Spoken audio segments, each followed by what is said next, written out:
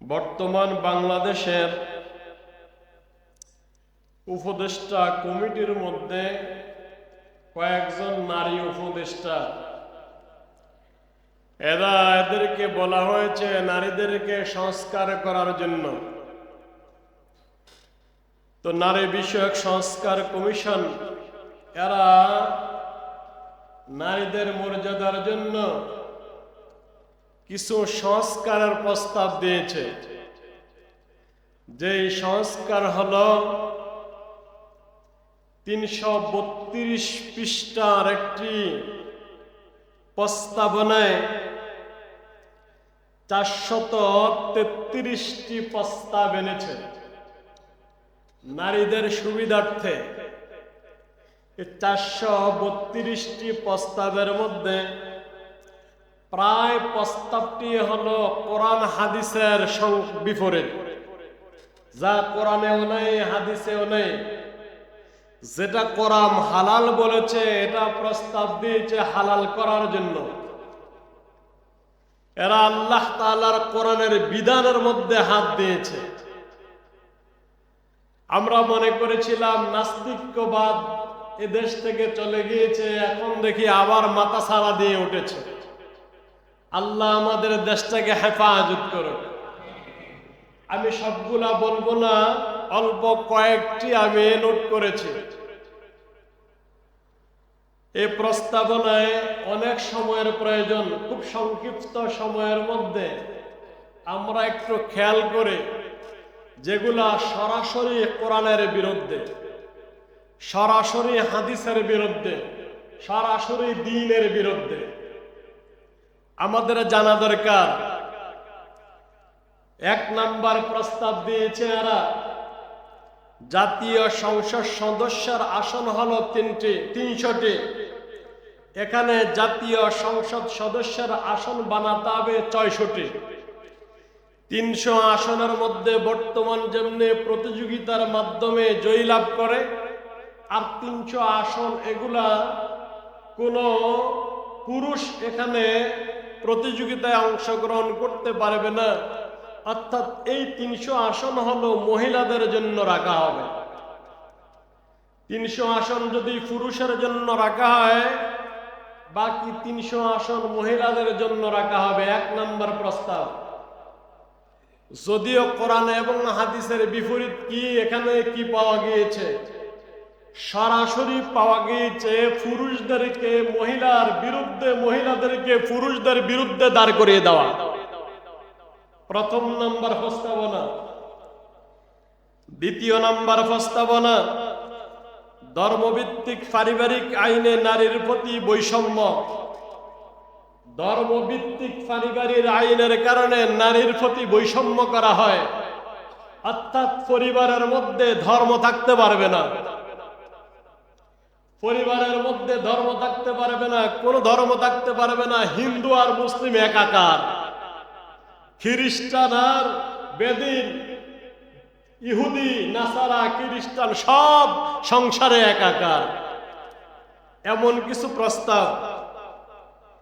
নারী উন্নয়নে যত প্রকার প্রচেষ্টা করা হয়, ধর্মের কারণে তা বাধাগ্রস্ত হয়। তারা যে প্রস্তাবনায় দিয়েছে ৩৩২ পৃষ্ঠার ১১৩ পৃষ্ঠার মধ্যে রয়েছে, নারীরা যত উন্নয়ন করতে চায় একমাত্র ধর্ম তাদেরকে বাধা দেয়, ধর্ম তাদেরকে বাধা দেয়। অতএব ধর্মের কারণে নারীরা উন্নয়ন করতে পারে নাই, নারীরা আগাতে পারে নাই। নারীদের কাছ থেকে ধর্ম বাদ দিয়ে দাও।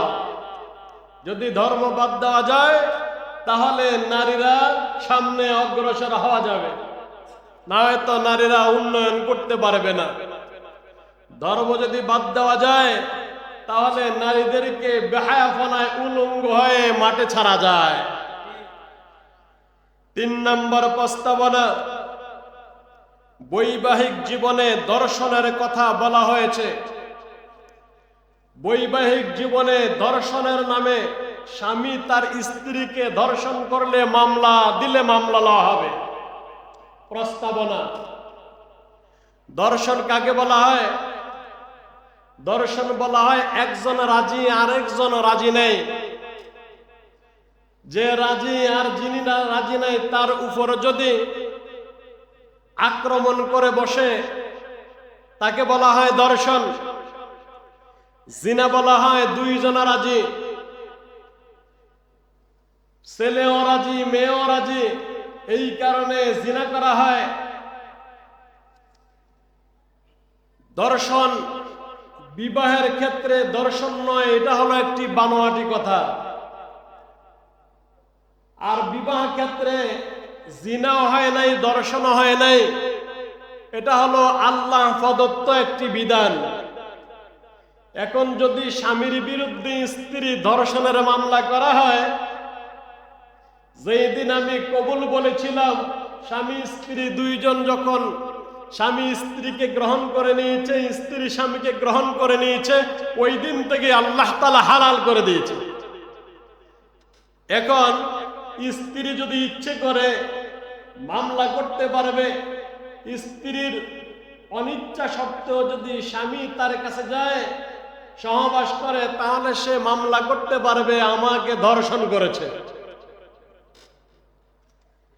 চতুর্থ নম্বর প্রস্তাব, সংবিধানের 18(2) পতিতার বিষয়টি বাদ দিতে হবে। বাংলাদেশের সংবিধানে পতিতা এটা অবৈধ, কিন্তু এরা প্রস্তাব দিয়েছে বাংলাদেশের বিধানে যদিও পতিতা অবৈধ, এই অবৈধ কথাটা বাদ দিতে হবে। তাহলে বোঝা যায় এদের কথায় পতিতা এটা বাংলাদেশে বৈধ। এদের কথা অনুযায়ী পতিতালয় বাংলাদেশে বৈধ। বাংলাদেশে বৈধ যদি পতিতালয় বৈধ করা যায়, তাহলে প্রত্যেকটা গ্রামে গঞ্জে মহল্লায় পাড়ায় পাড়ায় ঢুকানো যায়। এরা প্রস্তাব দিয়েছে, তার মানে হলো প্রত্যেকটি মহল্লায় এই পতিতালয়ের কথাটা, পতিতালয় বাংলাদেশে বৈধ হওয়ার জন্য এই প্রস্তাবনা 332 পৃষ্ঠার বিভিন্ন জায়গায় এরা উল্লেখ করেছে। এত বেশি উল্লেখ করেছে পতিতালয় বাংলাদেশে বৈধ হওয়ার জন্য, অন্য আর কোন বিষয় এত বিস্তারিত আলোচনা করে নাই। 5 নম্বর প্রস্তাবনায় এসেছে যৌন পেশা। যৌন পেশাকে অপরাধ হিসাবে চিহ্নিত করা যাবে না। যৌন পেশা এটা একটা বৈধ পেশা, এটা অপরাধ নয়, এটা ভালো এক পেশা। বাংলাদেশের কোন মানুষ এক বিন্দু এক ফোঁটা রক্ত থাকা অবস্থায় কোন মুমিন তা মেনে নিতে পারবে না যে যৌন পেশা এটা বৈধ। যৌন পেশাকে অপরাধ হিসাবে চিহ্নিত করা যাবে না। এই যৌন পেশাকে শ্রমিক হিসাবে স্বীকৃতি দিতে হবে। কোথায় গিয়ে দাঁড়িয়েছে? তার মানে হলো যৌন কর্মী যদি অসুস্থতায় পড়ে যায় তাহলে সরকার ভাতা দিতে হবে। যদি যৌন কর্মী বৃদ্ধ হয়ে যায় তাহলেও সরকার ভাতা দিতে হবে। করবে অপরাধ, করবে অপরাধ, যৌন কর্মী করবে অপরাধ, এটা হলো মুসলমানদের দেশে মুসলমানদের ঘাড়ে চাপায়া দেওয়া হয়। 6 নম্বর প্রস্তাবনা, শরীর আমার সিদ্ধান্ত আমার,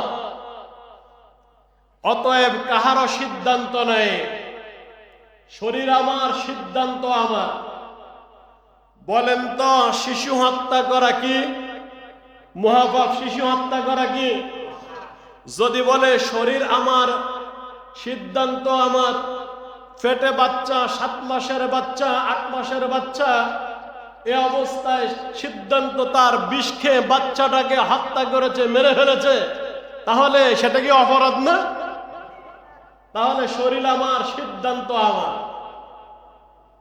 ইহুদি নাসারা খ্রিস্টানের দেশসমূহের মধ্যে বাচ্চাদেরকে যখন স্কুলে ভর্তি করাইবার জন্য নিয়ে যাওয়া হয়, তখন স্কুলের মধ্যে মায়ের নাম উল্লেখ করে বাচ্চাকে ভর্তি করাতে হয়, বাবার নাম উল্লেখ করে বাচ্চাকে ভর্তি করাতে হয় না। আমাদের দেশের স্কুলগুলোতে বাচ্চাকে যখন নিয়ে যাওয়া হয় প্রথমে জিজ্ঞেস করে বাচ্চার বাবার নাম কি, ঠিক না বেটি? ইহুদি নাসারা খ্রিস্টানের দেশে এরাও স্লোগান তুলেছিল, শরীর আমার সিদ্ধান্ত আমার। এই জন্য বাচ্চা স্কুলে ভর্তি করাতে হলে বাবার নাম উল্লেখ না করে মায়ের নাম দিতে হয়। তার কারণ হলো বাচ্চা জানেই না তার বাবাকে, খোদ মা, বাচ্চার মাও জানে না বাচ্চাটার বাবাকে। প্রশ্ন জাগে, এটা আবার কোন ধরনের কথা? বাচ্চার জানে না এক কথা, বাচ্চার মাও জানবে না, এটা কোন ধরনের কথা? তাদের স্লোগান ছিল শরীর আমার সিদ্ধান্ত আমার। এই জন্য এই মহিলা এক রাত কাটিয়েছে হোটেলে পরপুরুষের সঙ্গে, আরেক রাত কাটিয়েছিল বাগানে আরেক পুরুষের সঙ্গে, সমুদ্র সৈকতের কাছে কাটিয়েছে আরেক পুরুষের সঙ্গে। কোন পুরুষের মাধ্যমে বাচ্চার জন্ম হয়েছে মা নিজেও জানে না। যদি তা করা হয় তাহলে আমাদের দেশেও তাই হবে। বাচ্চা ভর্তি করাতে হলে মায়ের নাম উল্লেখ করে ভর্তি করাতে হবে, বাবার পরিচয় থাকবে না। এটাই ছিল বিদেশি ইহুদি নাসারাদের কৃষ্টি কালচার আমাদের মাঝে ঢুকিয়ে দেওয়ার ফায়তারা। আল্লাহ হেফাজত করুক। যদি আল্লাহ তাআলা আমাদেরকে হেফাজত না করে আল্লাহর গজব দেশের মধ্যে পড়বে। তার কারণ হলো যেই প্রস্তাবনা দিয়েছে, যে প্রস্তাবগুলো উঠিয়ে দিয়েছে, এই প্রস্তাবগুলো খুব মারাত্মক বিষয়।